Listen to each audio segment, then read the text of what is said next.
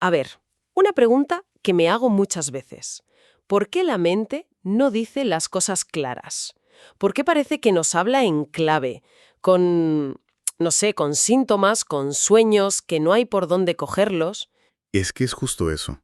Es como tener un mensaje súper urgente de una parte de ti, pero que esté escrito en un idioma que has olvidado. Sabes que es importante, pero es que no lo puedes leer. Pues mira, precisamente de eso va el material que traemos hoy. Vamos a meternos a fondo con un artículo de Hernando Bernal que se titula, muy al grano, El inconsciente cifra. Un título que ya lo dice todo. Totalmente. La misión de hoy es intentar entender una de las ideas, yo creo, más potentes del psicoanálisis. ¿Por qué nuestra mente se complica tanto la vida codificando mensajes?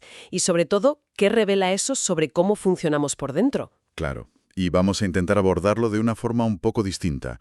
En lugar de ver un síntoma, qué sé yo, la ansiedad o una fobia, como un simple error que hay que arreglar y ya. Como si fuera un bug del sistema. Exacto. El artículo nos invita a verlo como una comunicación, pero una comunicación increíblemente sofisticada. Y usaremos las herramientas que nos da el texto, sobre todo desde la perspectiva de Lacan, para intentar descifrar ese lenguaje secreto. Vale, pues vamos a desgranar esto. Empecemos por el principio. El artículo arranca diciendo que un síntoma nace de un conflicto, de un tira y afloja, vamos, entre dos fuerzas. Ujú. Por un lado están las demandas pulsionales, que suena muy técnico, la verdad, pero básicamente son nuestros impulsos, nuestros deseos más crudos, lo que el cuerpo pide sin más. La energía pura, sí. Lo que quiere es salir y satisfacerse. Y en la otra esquina del ring, como bien dice el texto, están las demandas de la cultura. Que son todas las normas, los límites, los eso no se hace, eso no se dice, que nos meten en la cabeza desde que nacemos. La familia, el colegio, la sociedad en general. El choque es inevitable, claro. El impulso quiere una cosa, pero la cultura dice ni se te ocurra. Y de esa tensión, de ese cortocircuito, ahí nace el síntoma. Es como una solución de compromiso, ¿no? Una manera en la que ese deseo logra salir, pero Disfrazado. eso, disfrazado, para que la cultura no ponga el grito en el cielo. Exacto. Y lo fascinante es que ese disfraz, esa solución, no es aleatoria, para nada. La forma que toma el síntoma, un tic nervioso, una obsesión con la limpieza, un miedo irracional, es en sí misma una pista. Un jeroglífico. Un jeroglífico, tal cual, que contiene la historia de ese deseo prohibido. Y ahí es donde el psicoanálisis se pone en modo detective para descifrarlo. Pero el autor justo ahí nos para los pies y nos lanza una pregunta que va mucho más allá. No es qué significa el síntoma, sino algo previo. O sea, ¿por qué narices se cifra el mensaje en primer lugar? ¿Por qué el inconsciente no puede ser directo y ya está? Es la pregunta del millón, ¿eh? ¿Por qué se tomará molestia de crear metáforas, de enredarlo todo, en vez de mandar un mensaje claro como, oye, que me siento así por esto y por esto otro? De hecho, el texto suelta una frase que a mí me dejó pensando. Dice, si el inconsciente dijera las cosas como son, pues no habría inconsciente. O sea que su propia naturaleza es ser retorcido, es hablar en clave. Totalmente. Su existencia depende de ese cifrado. Y el motor que lo obliga a hacerlo es lo que en psicoanálisis se llama represión.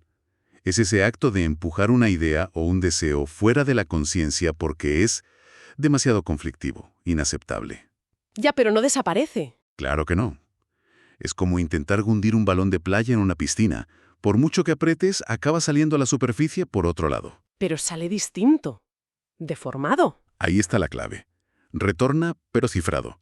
Y para hacerlo, el texto dice que usa dos herramientas principales. Una es la condensación. Coge varias ideas y las fusiona en una sola imagen. Como en un sueño. Eso es, como en un sueño donde alguien tiene la cara de tu padre, pero la voz de tu jefe. Y la otra es el desplazamiento. Esto me suena. Es cuando te enfadas muchísimo por una tontería, ¿no? Justo.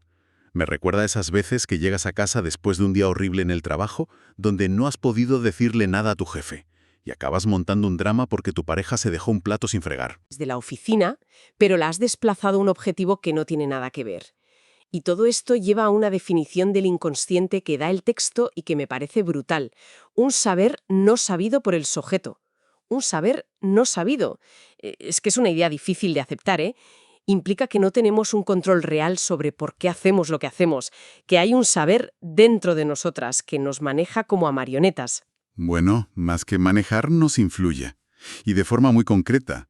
Es como cuando conoces a alguien y al instante te cae fatal, pero sin motivo aparente. No sabes por qué, pero tu cuerpo reacciona. Sí, eso pasa. Ha sido un gesto, un tono de voz que te recuerda a una figura conflictiva de tu pasado. Tú no lo sabes conscientemente, pero tu inconsciente sí. Y ya te ha enviado el mensaje en forma de rechazo visceral. Vale, hasta aquí lo entiendo. Pero ahora el artículo se mete en un jardín de los buenos, con una de las frases más famosas y polémicas de Lacan. No hay relación sexual. Ujú. Cuando la oyes así, en seco, te quedas a cuadros. Suena a disparate. Desde luego, es una frase hecha para provocar. Pero en el contexto de lo que estamos hablando, del cifrado, tiene un sentido muy preciso. No se refiere, por supuesto, a que la gente no tenga relaciones físicas, claro que no. Menos mal. Va mucho más allá. Lo que nos dice es que hay algo, un elemento, que el sistema de cifrado del inconsciente es incapaz de procesar. Hay un punto ciego, un fallo en la Matrix. Y ese punto ciego es la diferencia sexual. ¿Qué quiere decir eso exactamente? Imagina que el inconsciente es un software de traducción potentísimo, que puede cifrar cualquier idea compleja sobre la envidia, el poder, el amor, de todo. Pero cuando le pides que traduzca la fórmula perfecta de complementariedad entre un hombre y una mujer, el programa devuelve un error, 404, not found. No encontrado. No tiene los datos, no tiene el código para procesar esa idea de una armonía preestablecida. Es un agujero en su saber, vaya. Y el texto da un detalle muy loco sobre esto. Dice que el inconsciente, en su intento de nombrar esa diferencia, solo tiene una palabra, un único significante, el falo.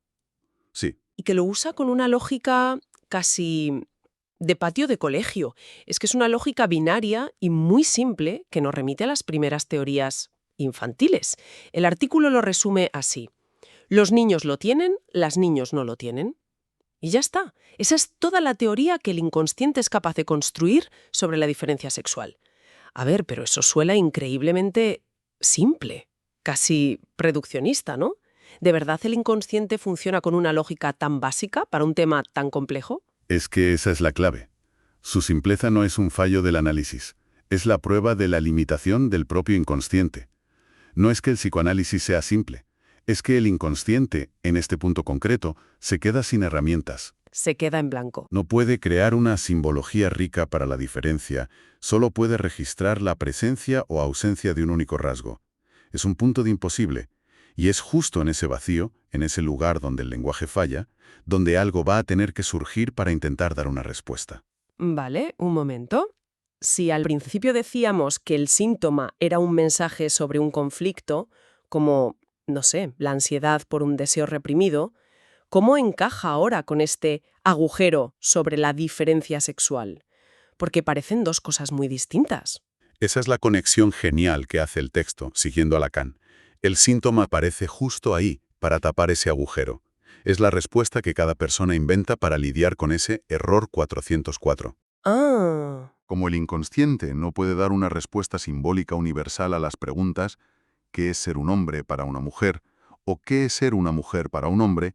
Cada uno de nosotros construye la suya propia. Y esa respuesta personalísima es el síntoma. o sea que el síntoma es una especie de parche que nuestro sistema inventa para que el programa no se cuelgue del todo. Exactamente. En lugar de esa relación armónica que no se puede escribir, lo que aparece es lo que el artículo llama la cifra fálica. Espera, cifra fálica suena a jerga muy académica.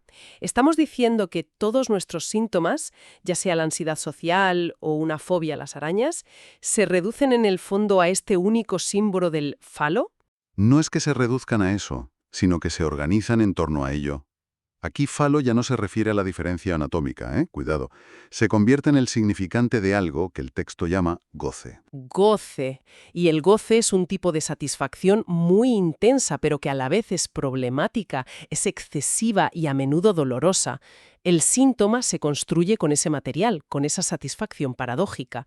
Por eso, como dice el texto, tenemos síntomas, porque esa relación ideal no existe en el inconsciente. Es una lógica aplastante. Si hubiera una forma natural, instintiva y perfecta de relacionarnos, quizás no harían falta los síntomas. Pero como no la hay, cada cual se inventa su propia manera de lidiar con el deseo y la satisfacción. Y esa invención es el síntoma.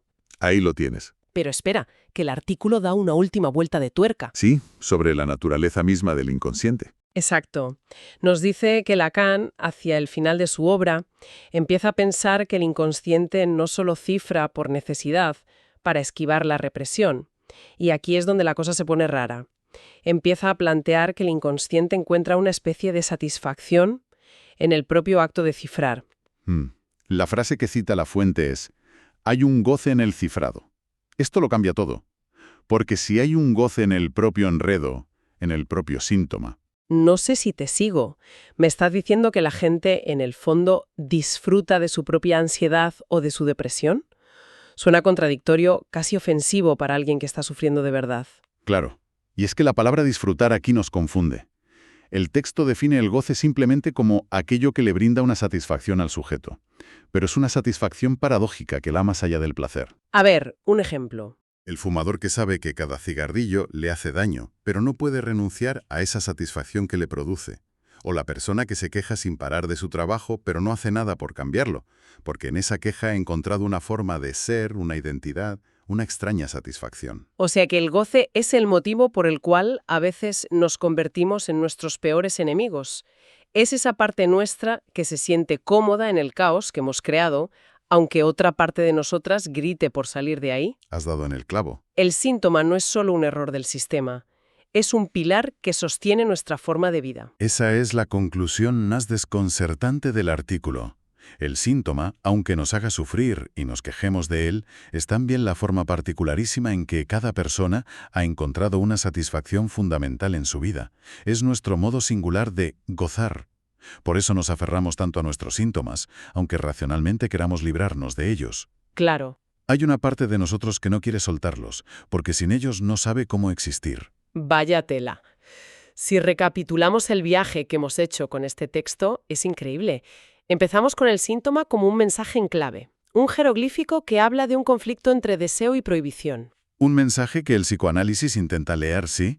Luego vimos que el sistema de cifrado tiene un límite, un error 404, la imposibilidad de escribir la diferencia sexual de forma armónica. Un imposible que nos afecta a todos, sin excepción. Y al final descubrimos que el síntoma es el parche que creamos para ese agujero y que ese parche, aunque doloroso, se convierte en el núcleo de nuestra satisfacción más íntima, de nuestro goce. Una forma de vivir, aunque sea a través del sufrimiento. Exacto. Y esta conclusión, como señala el artículo, no es una simple teoría. Plantea una pregunta práctica y ética fundamental, que de hecho es el centro de muchos debates actuales en el psicoanálisis. ¿Qué se hace entonces al final de un análisis? Esa es la cuestión. Claro, si el síntoma es a la vez lo que nos hace sufrir y lo que sostiene nuestra forma de estar en el mundo, ¿qué haces con él? Esa es la pregunta que queda en el aire, y es tremenda, y con la que nos deja el texto para que le demos vueltas. La cuestión es potentísima. Hay que eliminar el síntoma a toda costa. Hay que curarlo, sabiendo que es la forma singular en que una persona ha logrado encontrar una satisfacción, un goce en la vida. Ya no es una cuestión técnica, es una decisión ética sobre qué hacer con el corazón mismo de la existencia de alguien. No hay una respuesta fácil para eso.